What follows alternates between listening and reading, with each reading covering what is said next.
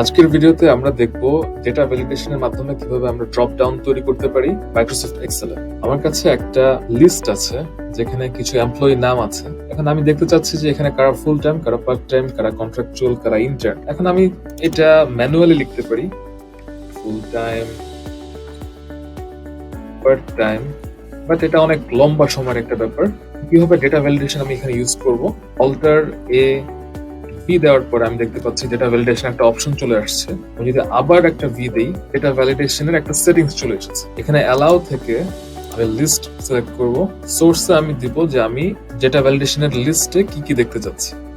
Full time, part time, contractual এবং intern. ওকে দেওয়ার পরে আমার কিন্তু একটা অপশন চলে এসেছে। আমি এখান থেকে সিলেক্ট করতে পারবো ফুল টাইম নাকি পার্ট টাইম। আমি যদি এই ডেটা ভ্যালিডেশনের অপশনটা শেষ পর্যন্ত টেনে নিয়ে আসি, তাহলে আমার প্রতিটা ঘরেই কিন্তু এই অপশনটা চলে এসেছে। খুব ইজি একটা ট্রিক্স, আশা করি সবার জন্য হেল্পফুল হবে।